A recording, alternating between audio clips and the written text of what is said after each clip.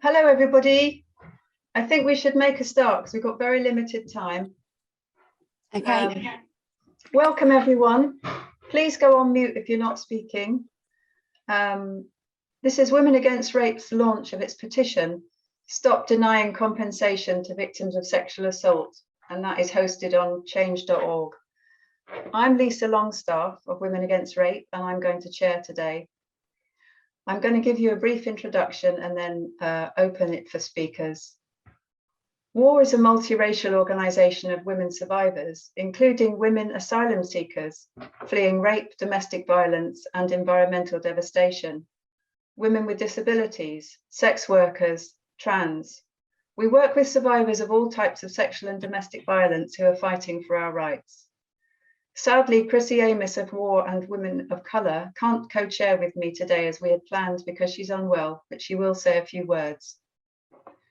The agenda today for today's event is I'm going to speak for a very few minutes, and then you'll hear from our speakers. Then if you have comments and questions, please use the chat facility, which you can make visible using the chat icon at the bottom of your screen. If you lose anything, don't worry. My colleague Nicola is going to read them out and put the questions to the speakers.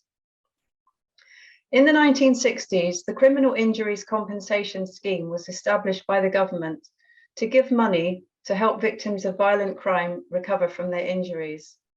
But the police often neglect to tell many victims that they're entitled to apply. And many who do apply are turned down with the excuse that we contributed to the crime against us, or are unworthy of compensation because of minor convictions. The petition we're launching today demands that the government stop the CICA refusing compensation to any victim of sexual violence. We've been helping women challenge this discrimination for decades. Earlier versions of the scheme spoke of blameless victims while denying those deemed unworthy because we had bad character and conduct.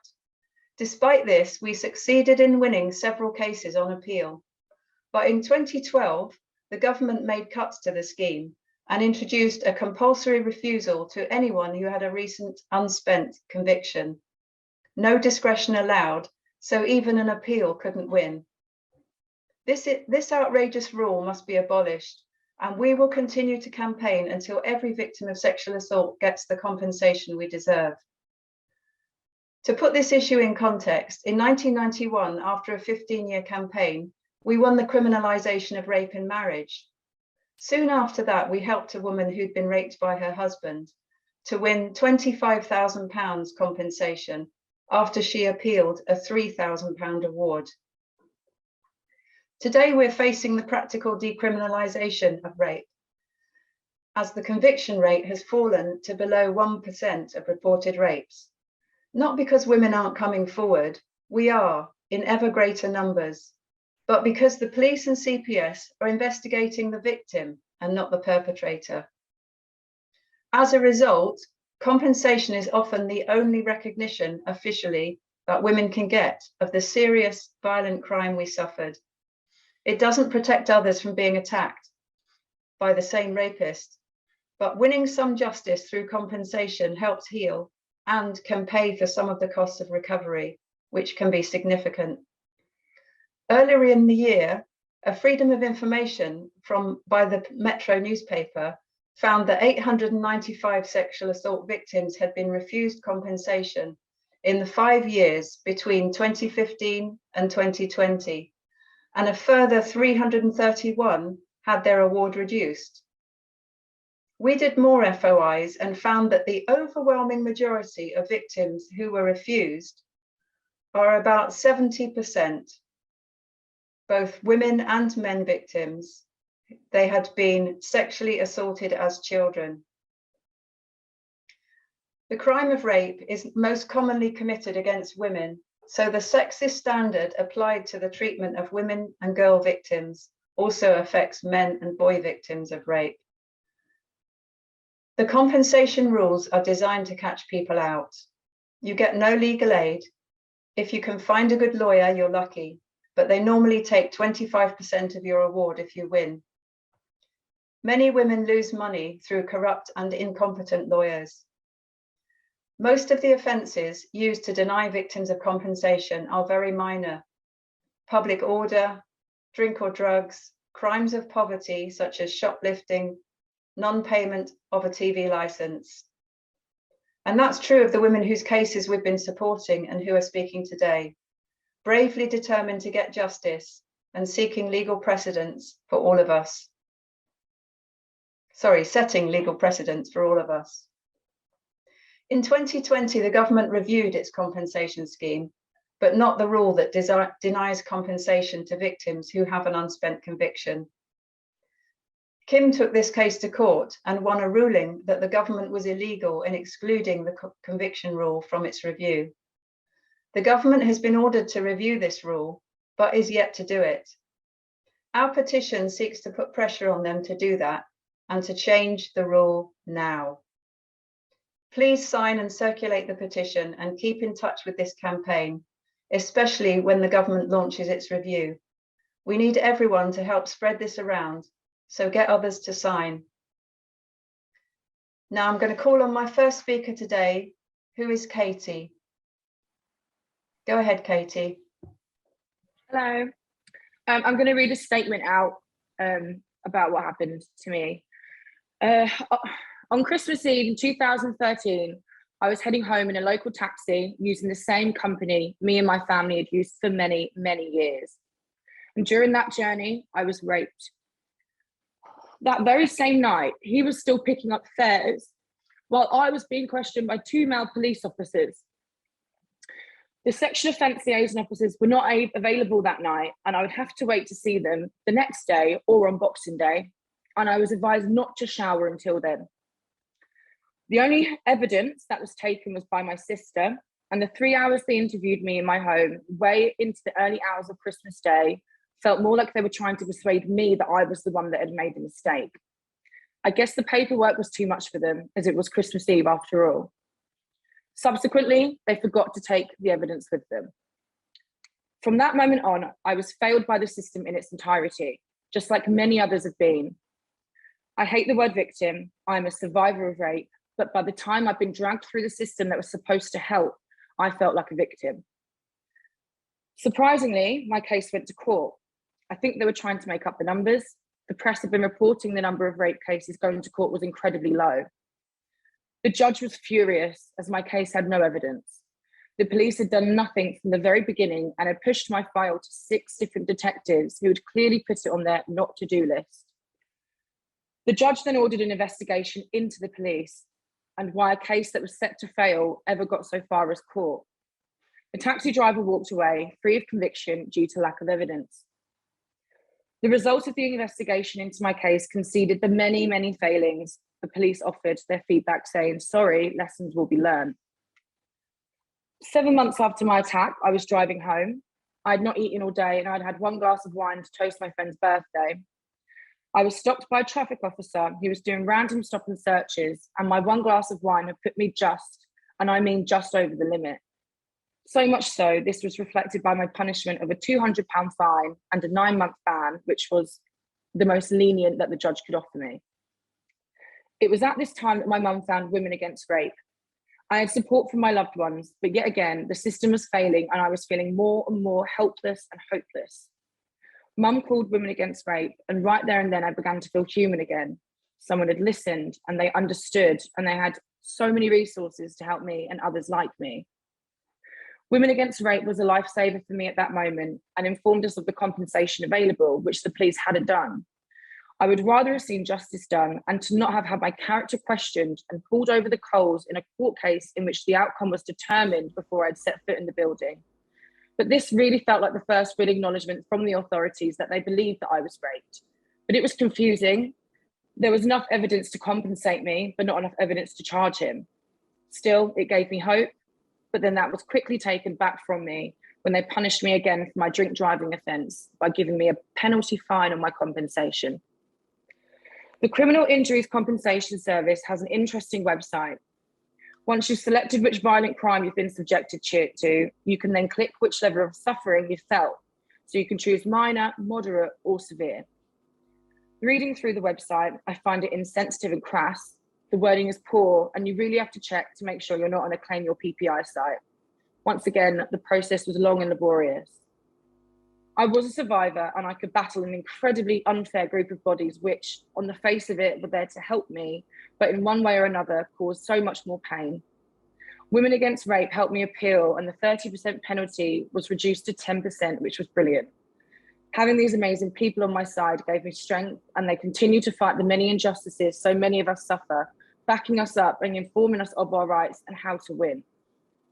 My battle continues. I still have many issues which can overwhelm me at any given time, but here I am, fighting for my rights, pushing for reforms, and making myself heard. Just as with its website, Seeker dehumanizes the individuals. What right does the government have to determine that a person who has been assaulted should be punished for subsequent actions? And how does a minor offence mean that a victim of a serious crime loses almost half or even all of their compensation? And how does a person struggling to come to terms with a terrible incident in their lives lose their right to compensation that has been agreed and is their right? Are they completely oblivious to ongoing trauma being sexually assaulted induces? The impact can have many ramifications to one's mental health, to their choices and actions. If those actions result in a criminal offence, the very same criminal offence will be dealt with. So why would you punish a person twice by taking away their compensation? Thank you. Thank you very much, Katie. Powerful speech. I just want to point out a technical thing. I had my Zoom view on gallery, and so when speakers are speaking, they're tiny. If you look in your top right hand corner, change it to speaker view, because our tech team is what they call spotlighting people, which means they'll come big on your screen. Chrissy, did you want to come in at that point and say anything? Thanks, Lisa. Yeah, I'm really sorry not to be able to co-host with you, but I did want to add, that, I mean, for everything that Katie said, which was, as you said, powerful, if we're women of color or girls of color, we're up against the institutionalized racism in every aspect of the criminal justice system, and therefore we're less likely to get compensation for ourselves or our loved ones. And I think that's pretty obvious to everybody. When you look at how Windrush people have been treated, there are many, many examples of how we just literally cannot get this, the levels of justice that we're entitled to. But what is clear is that when we do come together, and this occasion and the petition that we've put together is really going to be a tool, to press for all of that at every level, and to put an end once and for all to the discrimination that we face, whether we're women seeking asylum or women working in the sex industry, whatever it is that we're up against. Doing something together like this is really a powerful way to deal with it. Thanks, Lise. Thank you. The next speaker will be Lucy, who's not going to be having her camera on. Go ahead, Lucy. Hiya, well done, Katie. You did really well with that. I don't really know how much I can say it better now, to be honest. I'm just going to start by how everything started. So I was a few years younger than 13, and someone very close in the family started abusing me. From the moment he did it, there was a few weeks where he was doing it basically every night, and then he sold me to my first man. And I was such a small, I was about 4 foot tall. I wasn't developed at all. And this man was so big, he actually ripped me to pieces. I went to the GP with this. My granddad had hit me and threatened me and said that if I tell them about the sex, then something worse is going to happen. So obviously with that, I was terrified. Then I went into the GP, and the GP asked, and I said no, like a good little girl. And so the GP put all of the marks and all of the cuts down to thrush. and itching. So the GP actually failed me because he could have checked in me and the hymen, whatever it's called, would have been broken, but he failed to do that. And then because he had got away with it once, that continued over a long period of time. And there must have been about over 200 men. There were times where he got involved, where he watched. There was one time when there was 5 men on me. My mental health started to deteriorate. I kept myself in hospital for 9 weeks because I was safe in there. He couldn't do anything to me and he couldn't take me anywhere to sell me. And then obviously the hospital cottoned on to my eating disorder. And then with that, my mental health really did deteriorate. I tried to kill myself, tried to overdose numerous times. I started to cut my wrists. Basically doing everything. I'd drink to the point I would wake up in hospital because I just wanted to black everything out that was going on. And where I live, where he sold me is all around Lincolnshire and around the RAF viewing points. And some of them he knew. So some of them were pre-arranged and some of them you'd just turn up and they were dogging areas.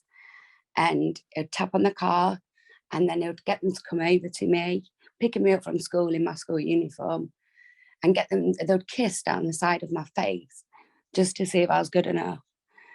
And then they would walk me into the woods and rape me. 1 second.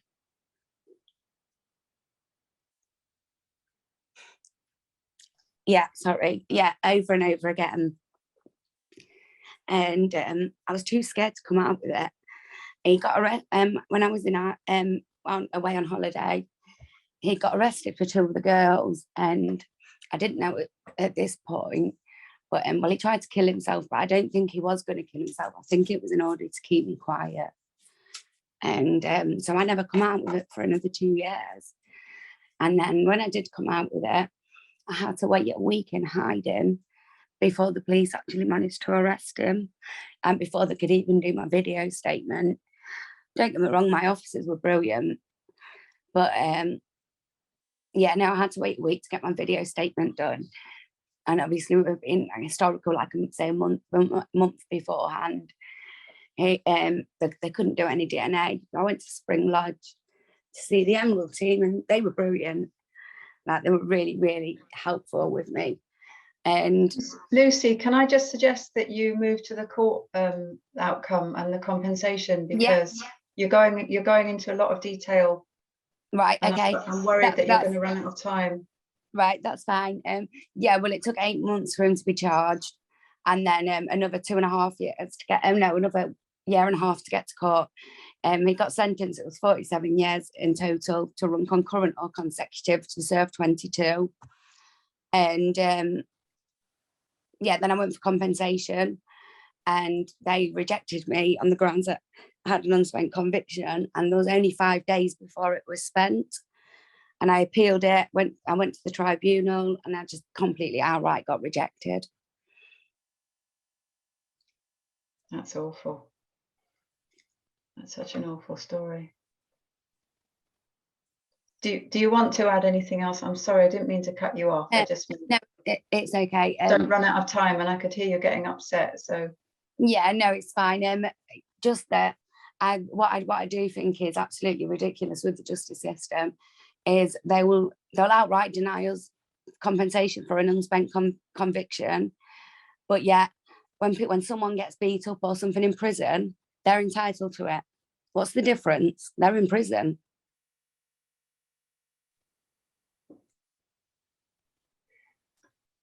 okay, well, thank you very much for telling us about what happened. And, I forgot to add, it should have gone down as mental health, because 1 week after the incident, it was a fighting town. I'd tried to commit suicide and I had loads of alcohol, and the police arrested me from the A&E without me getting treatment for the overdose.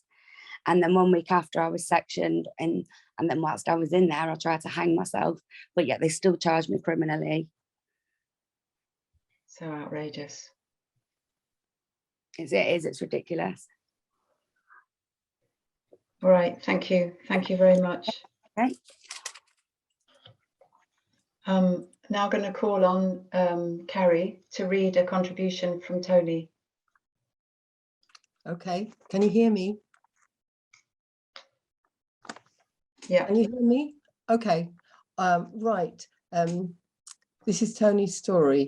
In 1995, we set a legal precedent when another woman and I took the first successful private prosecution for rape in England with the help of the English Collective of Prostitutes, Legal Action for Women, and Women Against Rape. This prosecution sent a serial rapist to prison for 14 years, which was then reduced to 11 on appeal. Our case used the same evidence that the Crown Prosecution Service had refused to go to court with. The attack on me was horrific.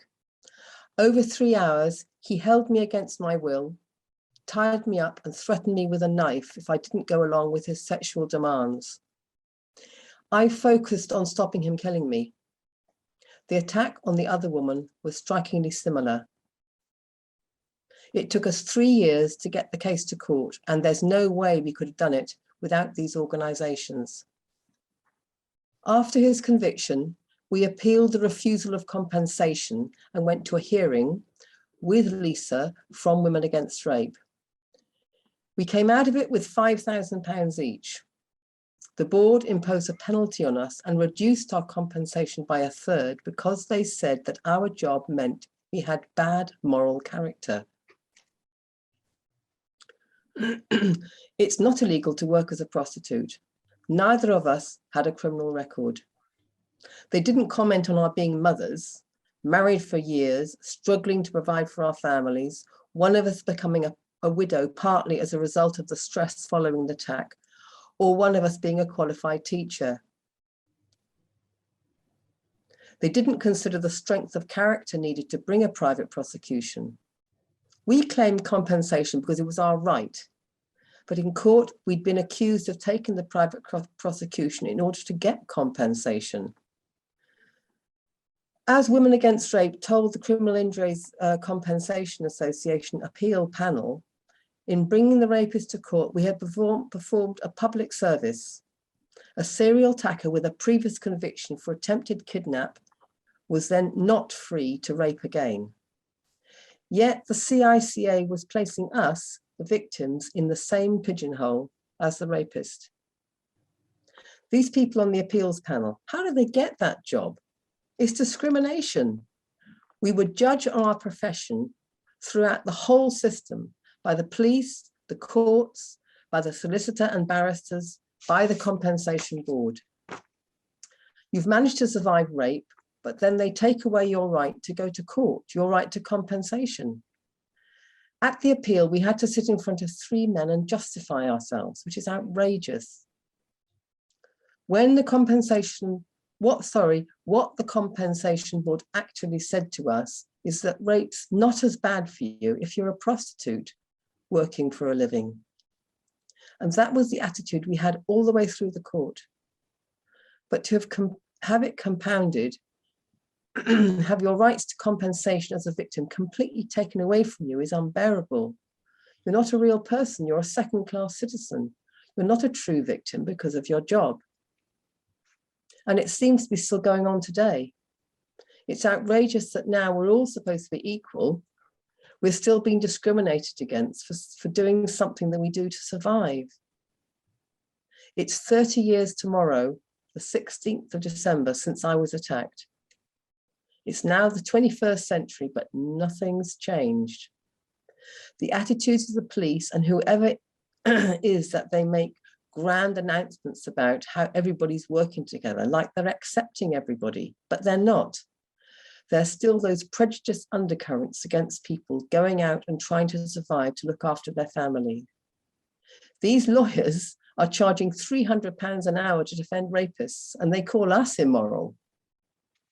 Okay, that's the end of Tony's statement. Thank you, Carrie. And just to say, Carrie is from the English Collective of Prostitutes, which was referred to as one of the organisations that helped bring that private prosecution. And you might have noticed there were some differences in what the legal story, because that was from 1995. So things have changed slightly, but the problem remains in a slightly different form. Thank you very much. Our next speaker is Kim. If I can hand over to you. Hi, I haven't got anything to read out. I'm just going to go by memory. So my father was serving for the armed forces and was stationed in Germany at the time, and I was sent off to boarding school at the age of 7 in Chichester in West Sussex. I was then sexually abused at the age of 8 years old by my sports teacher. I told my best friend's mother, who then told my parents, who then travelled over from Germany and took me screaming, kicking and screaming to the police station because I was scared. I didn't want to obviously say what had happened to me. I did. I told social services and the police on camera what had happened to me. And social services said that I was lying because of the way I described the incident using my fingers. So he was never investigated. It never went any further. This has affected my whole life from a teenager upwards. I'm now 40. Since then, in 2007, my abuser was then convicted of sexual assault against another young girl. And in 2012, when Jimmy Savile came out, I thought, well, after all this time, if these victims and survivors can come forward after all this time, what's happened to them by him, then I will try for a second time to go back to the police. So I contacted Bristol, who then police, who told me it didn't happen in my area. That area, I had to then contact West Sussex Police. I then contacted West Sussex Police. They said, even though he had been convicted in 2007, that there was nothing they could do, that too much time had passed, and that there was no anything about him. So then I moved up to the northeast and Northumbria Police in 2015, December 2015, after I then gave evidence again on camera. They then got the ball rolling, and in 2017 we went to trial. He was found guilty by 11 of the 12. They didn't bring up his previous conviction. He was given 18 months for that sentence. When he was finally sentenced for mine in September of 2017, he was given less time for his first offence. So he was given 15 months, which I thought was an absolute insult and kick in the teeth, considering it was still affecting me. And it had taken 27 years for him to be convicted in the first place. I appealed his sentence. We then went to the Court of Appeal. His sentence was then increased. But it was said that the first judge went lenient on him because he had suffered with depression in prison and went on hunger strike. No regard for what he's actually put me through from a child or the other victims, because I wasn't believed. He went then on to abuse other children. Which I now have to live with that guilt, because if I'd been believed in the first place, these people would have maybe been spared. I then applied for compensation from the CICA in November of that year, as I didn't realise that you didn't need a conviction to be able to apply for compensation. I wasn't aware of that. I was then denied compensation because of the fact that I've got a public order offence committed against me in February of that year. So about 5 months before I was going to court, obviously had that to deal with. The reason I took the dog, I was charged for a public order offence for threatening behaviour. I took my dog into I had a dispute with my ex-employer who owed me £600 worth of wages. He kept fobbing me off, hadn't paid any tax and national insurance for the time that I'd been working there. Was a bit of a con man, I'd find out. But yes, anyway, I took my dog into the shop and I was convicted for threatening behaviour. I was given a £200 fine and 8 hours community service, which I did in the time before I went to court in the July. And because of that, I've now been denied compensation for what happened to me as a child. However, like Lisa said, this scheme was set up 50 years ago for blameless victims of crime, depending on things like how severely this affected a survivor. Well, I can tell you now, this has affected me severely throughout my life. It still continues to do so. I'm under the Avon and Somerset Mental Health Trust at the moment and receiving finally some help because the waiting list for the NHS is just ridiculous. Obviously, I should have had help back when I was a child and would have done so if I'd been believed. I'm now being diagnosed with complex post-traumatic stress disorder and emotionally unstable personality disorder. I have severe trust and anger issues. I have attempted suicide on 5 occasions throughout my life since a child, up until about 2 years ago, before I started getting help. And I have no relationship with my parents at all. And I have no brothers and sisters because of this, because they didn't believe me. So yeah, I don't understand why I'm now being punished twice for, I was given a sentence.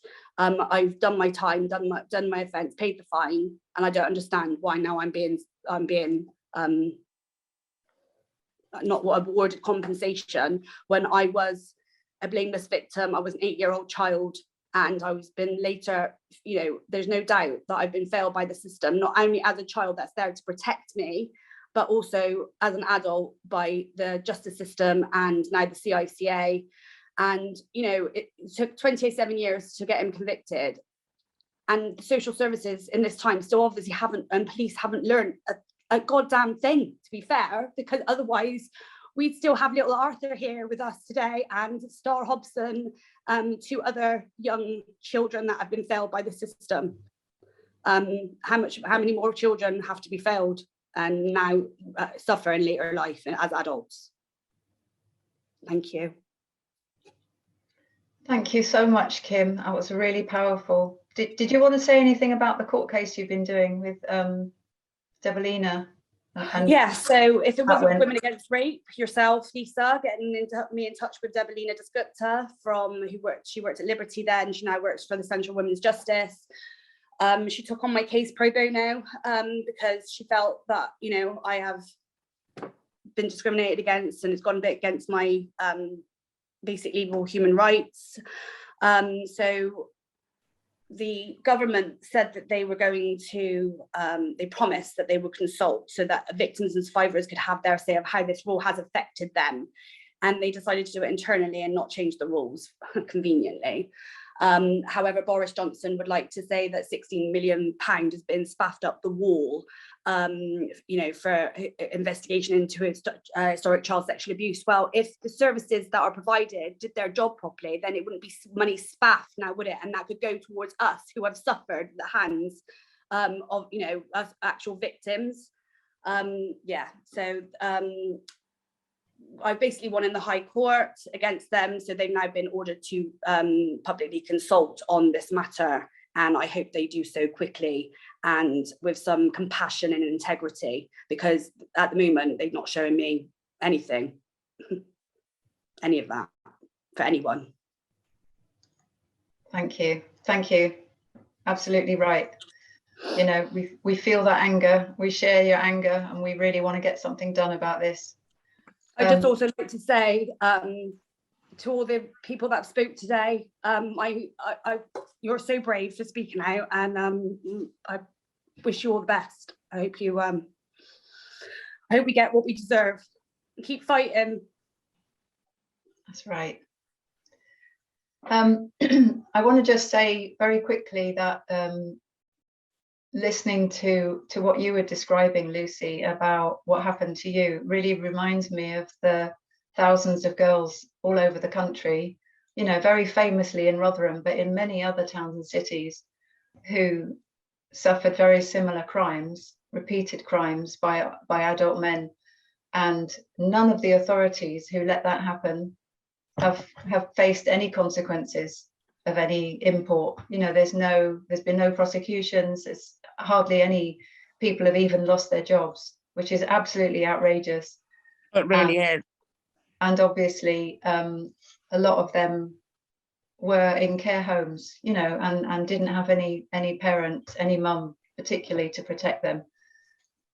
which obviously, you know, we're aware that does make you particularly vulnerable, but your story, sharing your story, also shows that it's also happened to people who were with a family and by family members even, you know, being involved in it. They get so good at being a narcissistic and manipulative, and they bully you so much into hiding it, because they threaten you with worse things, that you can't even just tell your family because you're scared of what he's going to do. It's Stockholm syndrome, isn't it?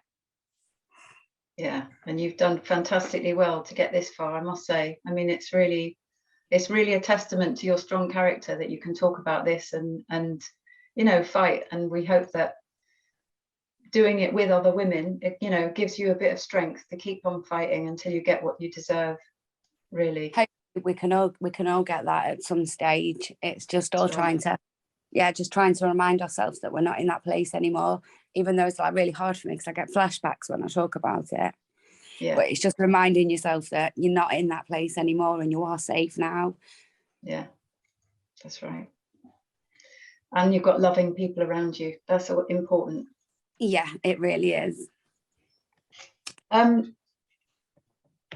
Okay, I'm going to ask Rachel to say something, but before that, does Nicola want to say anything from what people have been putting in the questions or chat at this point, or do you want to comment, Nicola, on anything that Kim said about Arthur and stuff? Because I know you've been working in that area. Yes, I put my hand up. I wanted to say, well, echo what Lisa has said. Thank you all for speaking out, because the trauma that you've gone through, speaking out about it will really make a difference to help other women in the future. So thank you for that. But Kim, what you said about Arthur, if you have been believed as a child, you know, then this evil man wouldn't have gone on to do anything else, and you might have got justice sooner. And if people had believed, you know, the reports about Arthur, he would still be here. And that's exactly our experience. You know, we can see that the police aren't acting on the violence that women and children report, but instead they're using their powers to go after the wrong people. We work closely with SNS, Support Not Separation, who work with women that are going through the family court. And almost every woman that contacts us, I think it's about 97% of women, have experienced some kind of domestic violence or rape. And judges in the family court, instead of giving mums the support and the resources that they need to escape the violent men, you know, to keep their children safe, to help them move away, to help them become financially independent, you know, that support is denied to them.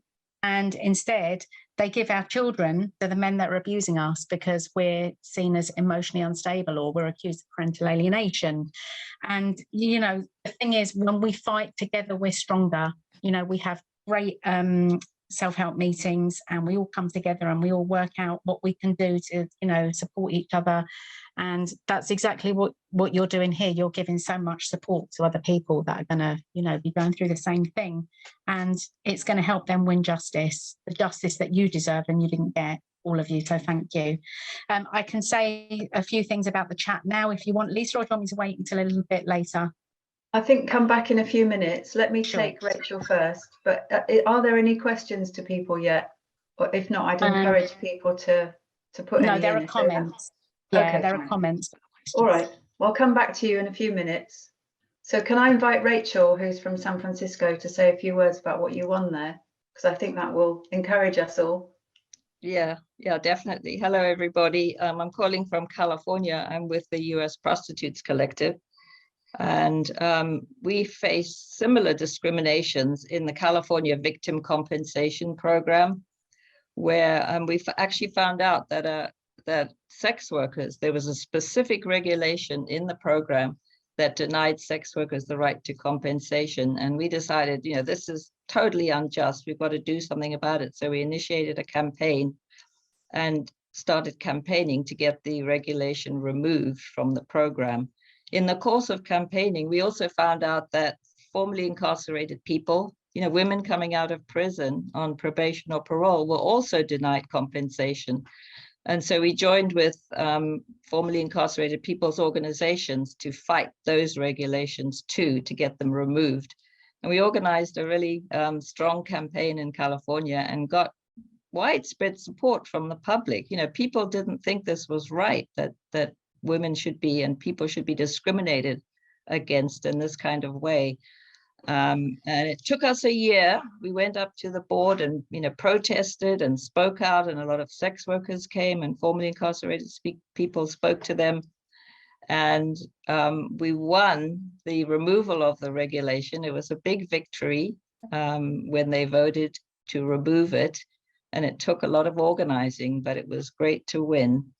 And then, you know, we also didn't win everything for formerly incarcerated people on probation or parole, but they did win the right to compensation if you still are on parole or probation, but not for people with violent felonies. So that's not right. And we want to get that removed too.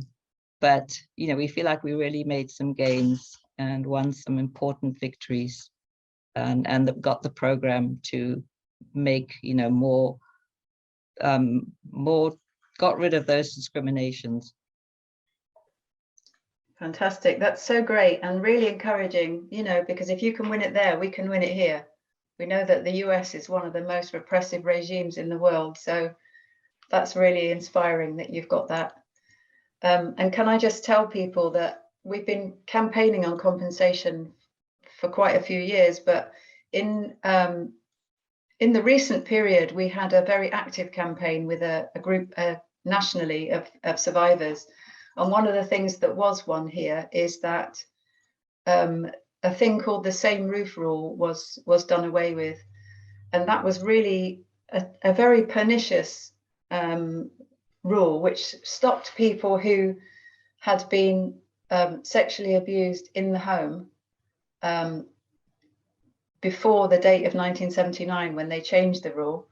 But people were still coming forward, especially after the whole Savile thing happened, and lots more people came to report who had never said anything, you know, they're what they call historic crimes. And so they were being denied compensation even to very recently, just because they lived in the same household at the time of the abuse with their abuser. So obviously this mostly affected people who were children at the time, who were sexually abused by their relatives within the home. And a whole self-help group started, and legal challenges were brought to court, and it was won. They first won in court, in the High Court, with one particular woman, and we were in touch with that lawyer, and who was very determined. And then the government conceded it had to just change the rule.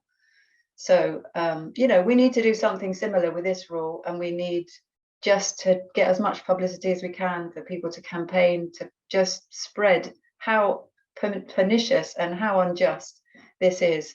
And as I was saying before, you know, it really has to be seen within the context of the fact that abuse is coming out in every institution, you know, the police, the military, the religions, the schools, the sports, the celebrities, politicians, family courts, social services. It's all being exposed now. And the compensation refusals that we're discussing today is a fairly hidden phenomena, but we need to make it popularized so that people hear about it. And it's another example of the state protecting violent men rather than protecting us, the victims, be we women or men. And that's what we have to change. So can I ask Nicola, my colleague, to come back and tell us what people have been saying in the chat? Because I know that quite a few people on this call are on their phones, including most of the speakers, and that means they can't see the chat. So do please say, you know, so that they get some feedback in particular. And if there are any questions, put it to them.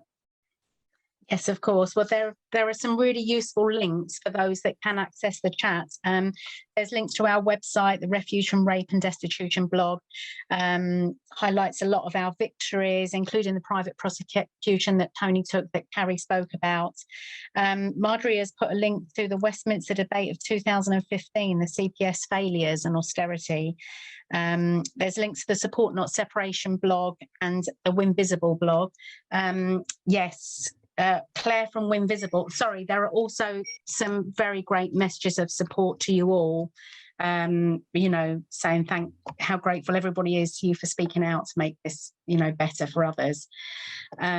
Marjorie's comment, failure to investigate perpetrators is a contravention of UN directives. So it's a gross failing if the state duty of care to victims. Claire from Winvisible has said that the benefits system also treats survivors without any compassion or integrity. Traumatised women have to keep proving the need for benefit, and many of them have been denied.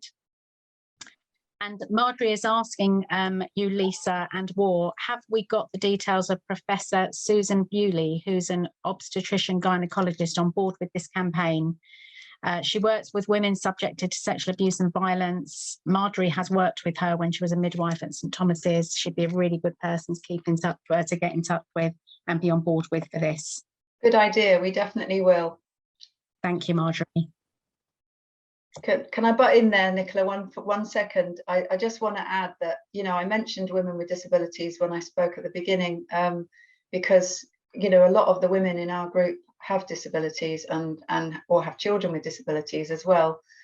And one of the things that Claire actually brought to our attention recently is some new research that found that women with disabilities are more likely to suffer more attacks, sexual attacks, than other women, and also are less likely to get justice. So, and obviously, you know, we've had a lot of years working together as two organisations, and we know that women often are targeted because they have a disability, but also come out of attacks with disabilities. You know, like a lot of people have said today, obviously one of the key outcomes often, or the key injuries from rape and other abuse, is mental health problems, which everybody has said they have, and, you know, varying in degree, but everybody, serious health problems. And as Kim said, you know, it's really hard to get the help you need, given the state of the NHS at the moment, and not just since COVID, but before that. You know, the waiting lists are huge. And this is one of the reasons why it's so important for everyone to get what they're entitled to in terms of compensation, because you can pay for therapy, you can get that kind of help that you need, you know, but if you can't pay, you can't get it. And it's, you know, from that point of view, the poorer you are, the harder it is to recover, because you don't have the resources that a richer person has. You can't afford to take taxis if you're scared to go out at night. You know, a lot of people these days can't even put food on the table. So it's, you know, it is also a class issue and a question of money. So actually there is a question for the speakers that's similar to that, about getting support and therapy. From Nina, can the speakers say if before they came to Women Against Rape they got support from any other anti-rape organisation or women's organisation? I got support from Spring Lodge, and that was about it. The victim liaison officer was absolutely useless. My victim liaison officer, because I was up north, I didn't have one, and because the court case was down in Portsmouth, because that was the nearest court that was opened, I had no support during the whole trial process or anything, not even after. I was only told by Rape Crisis that I could appeal his sentence. The police didn't even tell me that. Did they not? Yeah, no, to be fair, I put in a major complaint against my probation, against my victim liaison, because I wanted to go for restorative justice, and she actually turned around and said, no, you can't go for restorative justice because it'll affect his mental health. So they cared more about him than me, and then now he's died, so I never got the chance to do that except for send a letter. Yeah, it's a joke. It is, it's pathetic. For me, my mum actually, my mum like wrapped me in cotton wool, and she, bless her, she did everything for me. So she actually got in contact with War. I don't honestly think I'd be here if I didn't have my mum to cover me and protect me like that. So she may have spoke to other people, but I think War was, The only one we spoke to. My father, I just like to say, my father, on the day that my abuser was found guilty in court, he said, "Oh, you're going to be looking at a lot of compensation then, Kim." I said, "Am I, Dad?" He said, "Yes, for the police and social services not doing their job properly." I said, "Well, we could say the same about you and Mum not doing your job properly as parents." And he said, "Just because 11 out of 12 people said that he was guilty doesn't mean it actually happened." Oh, wow. So that's the support that I got from my father. Oh, Wow. Yeah. outrageous. I had some people, when it came out in the paper, newspapers, his girlfriend at the time, she's even though she sat in the back of the courtroom and listened to it all, she said, "Don't believe everything you read in the papers." And even though he pleaded guilty.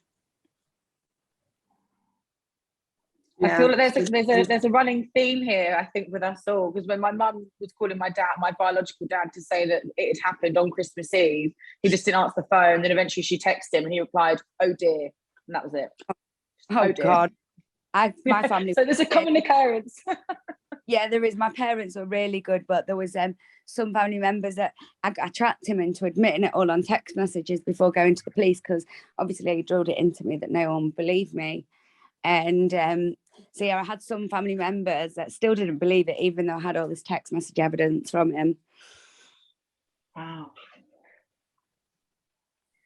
It is really hard when your family and, people that you think are going to support you don't. But, like Lisa said earlier, the most important thing is, well, we're glad that you found us. Really important to spread the word out about this and make sure that you've got people in your life now that are supportive and not further damaging like that.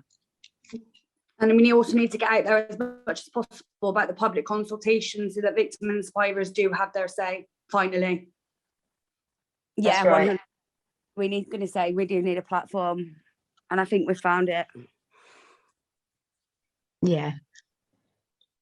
I mean, I can just add that when they were doing that consultation and when the campaigning on the Same Roof Rule was going on in 2017, I think mainly, there was a big group of survivors, who are not necessarily a group that was together, but a big lot of people who were survivors who had been turned down by, for their criminal convictions. And a lot of them had given evidence to the independent inquiry into child sexual abuse. And there were quite a few of the big charities and that inquiry and a number of other organisations and kind of VIP type people who were putting pressure on the government to change this. And, it kind of makes it doubly frustrating and infuriating that they left it out of their review. And they, it wasn't a mistake. It was a plan. And because they knew, we'd written them open letters signed by dozens of organisations who had experience of this. And they just ignored it. So yeah, we got to haul them over the coals. Kim, you got your... Sorry? Go ahead, Kim. You're trying to speak? Sorry, yeah, I was just thinking about support. I remember when I did ICSA, I was a part of that, and my ISVA, Adam, his name was, he was lovely. He helped me and supported me a hell of a lot, actually. So yeah, I had support from him, as well, obviously, as yourselves in Rape Crisis, but yeah, victim liaison, victim support, they were rubbish, absolutely shocking. Oh yeah, well, when he died in prison, there was an inquest into how he died, and there was no victim awareness at all, because in the statement where it was asking him to go to hospital, they wrote in it, it's all public knowledge, saying, no, I'd rather stay in the wing among my friends, like it was a daycare centre for him.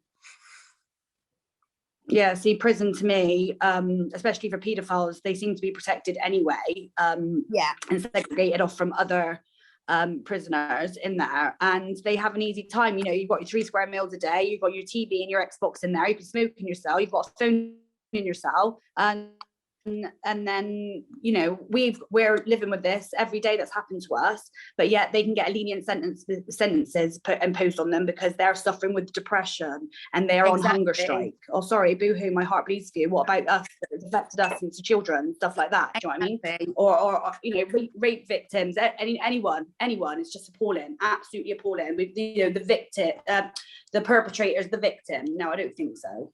Well, the thing is, most perpetrators get away with it because the conviction rate for rape is 1%. So, you know, some of you were lucky enough to get convictions, but there's, you know, 99% of women that report don't even get their day in court or don't even see that kind of justice. Well, that's what wound me up, because the day that I was supposed to go into court and get my version across, after 2.5 years of him telling everybody it wasn't true, he actually pleaded guilty, and that was only set for a plea deal. Wow. All right, I have to say we're just about to run out of time on this meeting, I'm afraid, Yeah. but there'll be others. Well, there's a good note to end on, I guess, from Nina. It's quite powerful. Police CPS compensation authorities have not changed, but women have changed. We now know what we are entitled to, and we're determined to get justice. The number of women speaking out is unprecedented. Power to survivors. We must make sure that this petition goes far and wide and gets enough signatures to force Seeker to drop this rule, but also that rape and DV are properly prosecuted. And B says, yes, collectively we can change this, and we will change this, yes. Powerful. And Claire says, thanks to all the fantastic women speaking out. Love you. Thank you. Stay strong, everyone. Yeah. We will. Thanks so much for being here. Fighting. Keep fighting. And Thank you all so much. Thank you. Thanks. Bye. We will win. Don't quit fighting. We will win. We will win. Thank you, everybody. Bye. Bye.